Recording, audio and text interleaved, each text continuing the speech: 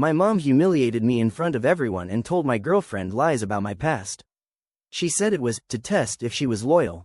I should have known something was wrong the moment my mother insisted on hosting my birthday dinner.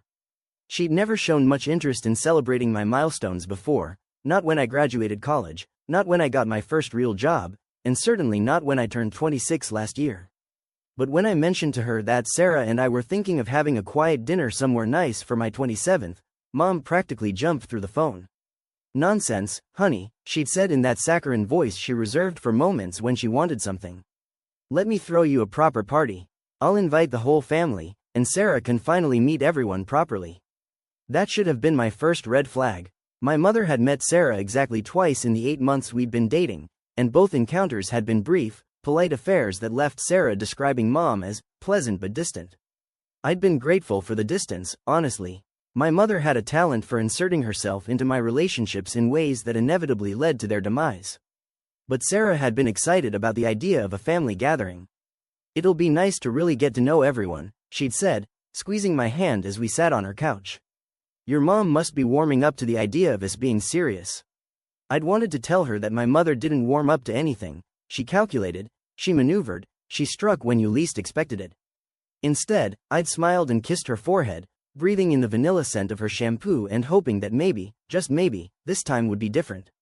The party was set for Saturday evening at Mom's house, the same sprawling colonial in Westchester where I'd grown up feeling like an unwelcome guest.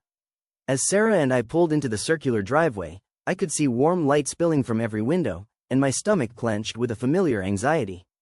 "Wow, she really went all out," Sarah said, adjusting the mirror to check her lipstick one more time. She'd spent an hour getting ready, changing outfits 3 times before settling on a navy dress that brought out her eyes. "I'm nervous. Do I look okay?" "You look perfect," I said, and meant it. Sarah had this natural elegance that made her beautiful in any setting, but more than that, she had a kindness that radiated from her like warmth from a fireplace.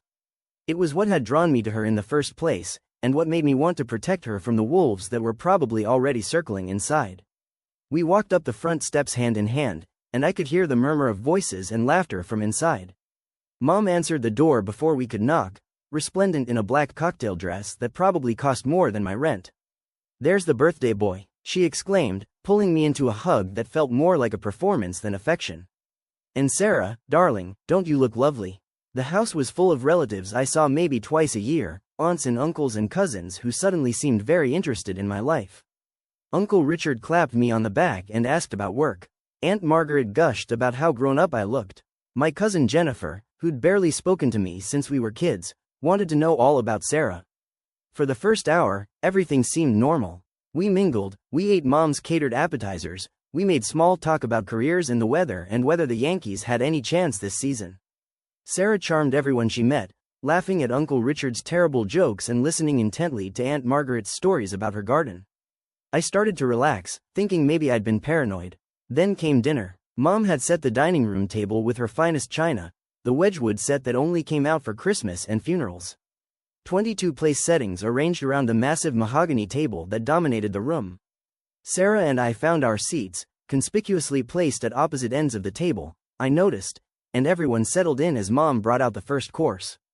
"Before we eat," Mom announced, standing at the head of the table with a glass of wine in her hand, "I'd like to make a toast to my son Michael on his birthday." I felt the familiar flush of embarrassment that came whenever my mother made me the center of attention. She had a way of praising me that somehow felt like criticism, of celebrating me that made me want to disappear. "Michael has always been such a unique child," she began, and I saw Sarah's eyebrows furrow slightly.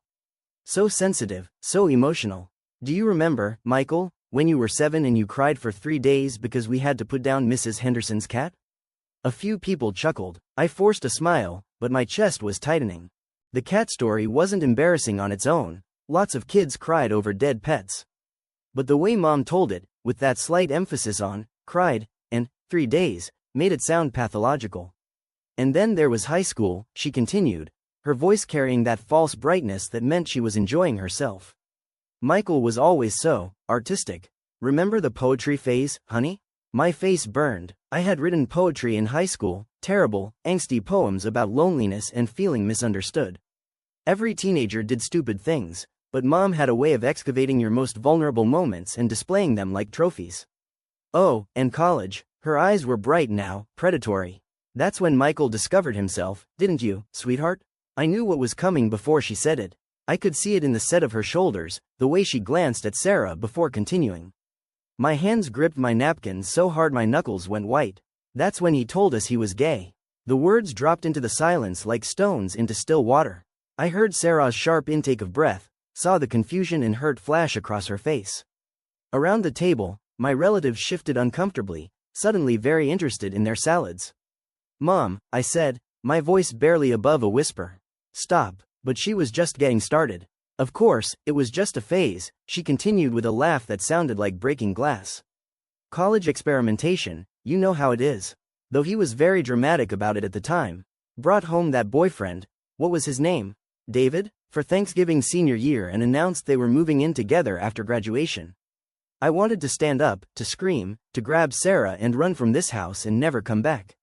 But I was frozen, paralyzed by the same helpless rage that had consumed me throughout my childhood whenever Mom decided to perform one of her surgical strikes on my dignity. Then there was the drinking, she said, shaking her head sadly. After the breakup with David, Michael just fell apart. Lost his job, moved back home for 6 months. I was so worried about him.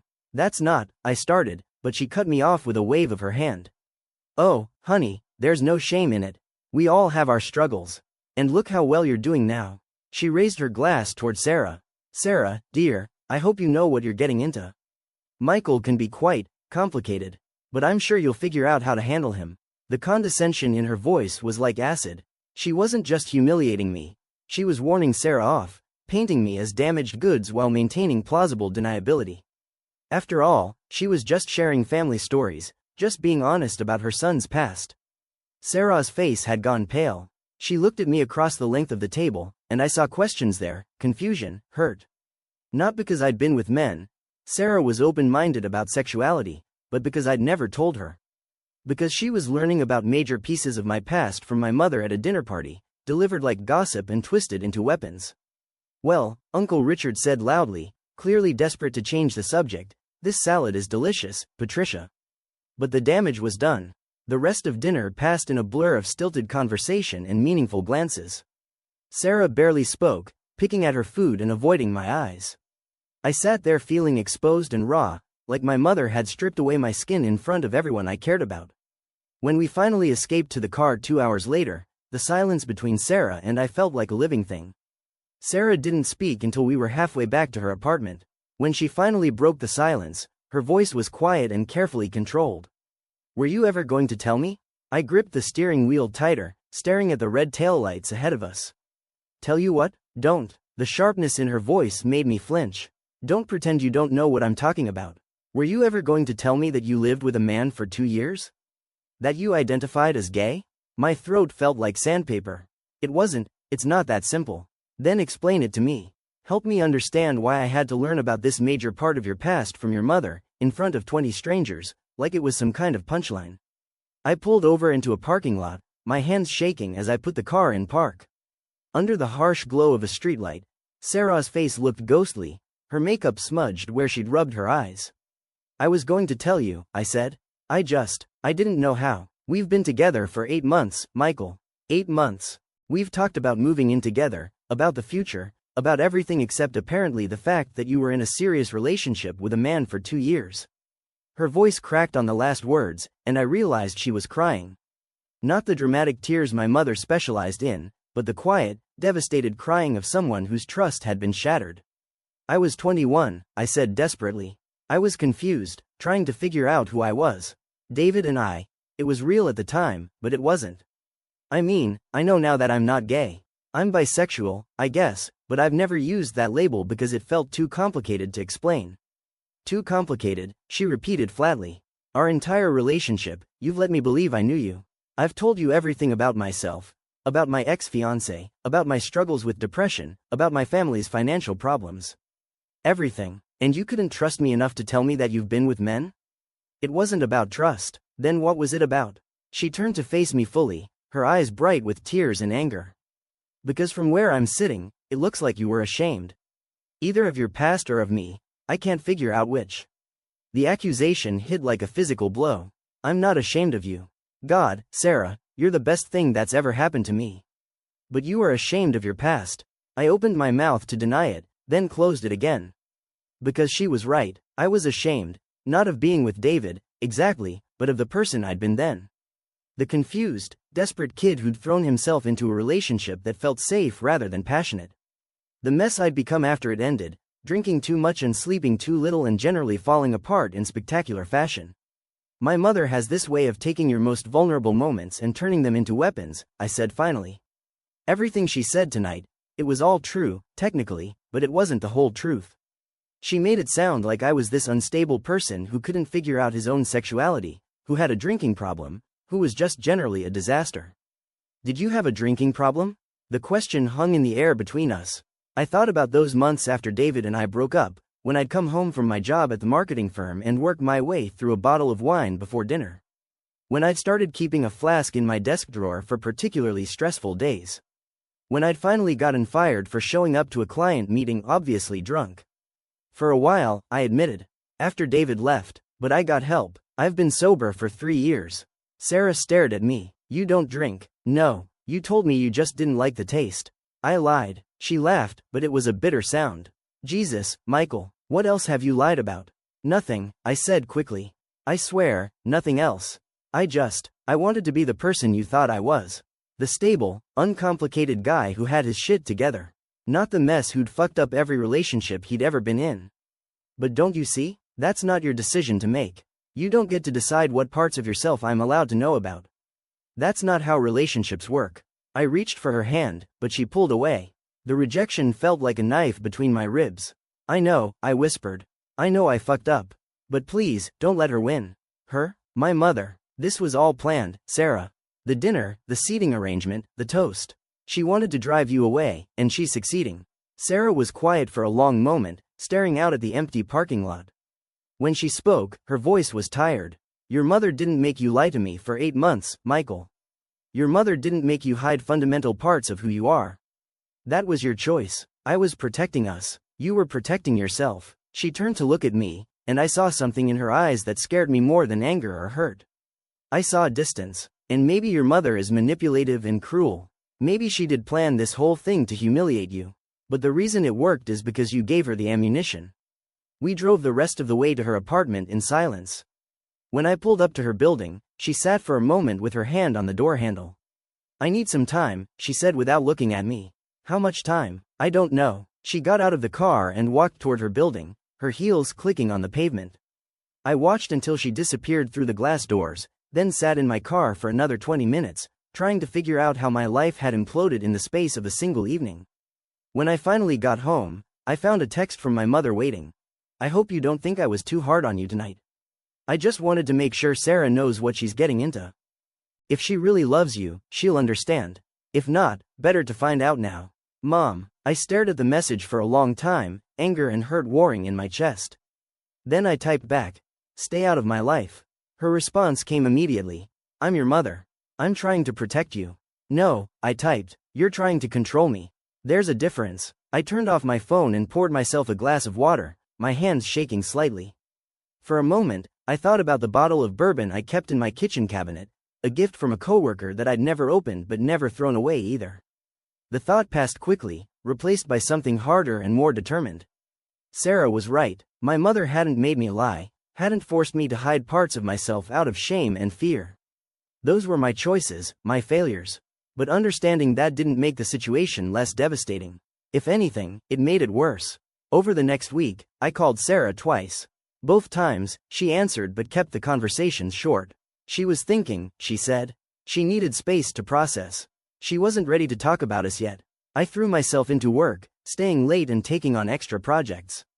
I called my therapist, the same one who'd helped me get sober, and made an appointment for the first time in over a year.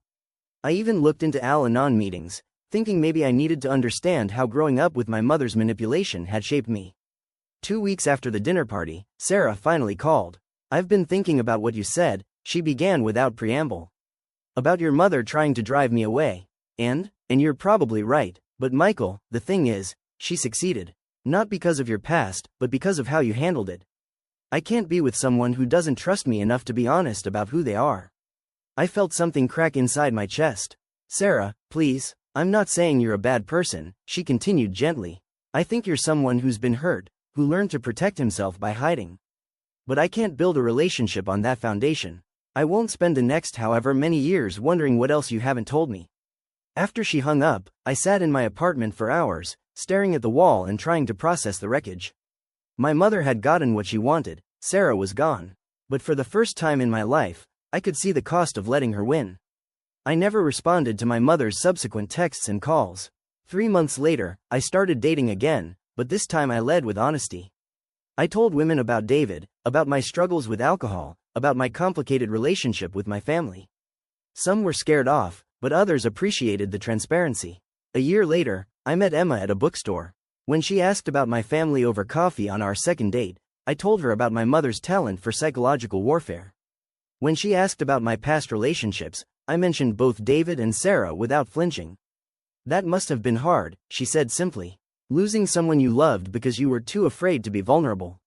It was, I agreed. But it taught me something important about the difference between protecting yourself and protecting a relationship. They're not the same thing. My mother still calls occasionally, still tries to insert herself into my life with the same manipulative sweetness. But now I recognize her tactics for what they are, and I've learned to set boundaries that actually hold. I think about Sarah sometimes, wondering if she ever found someone who trusted her enough to be completely honest from the start. I hope she did. She deserved better than what I gave her, and recognizing that, really understanding it, was the beginning of becoming someone who could do better next time. The hardest lesson I learned that night wasn't about my mother's cruelty or even about the importance of honesty in relationships. It was about how the ways we protect ourselves can become the very things that destroy what we're trying to protect. Sometimes the armor we wear to keep from getting hurt becomes a wall that keeps love from getting in.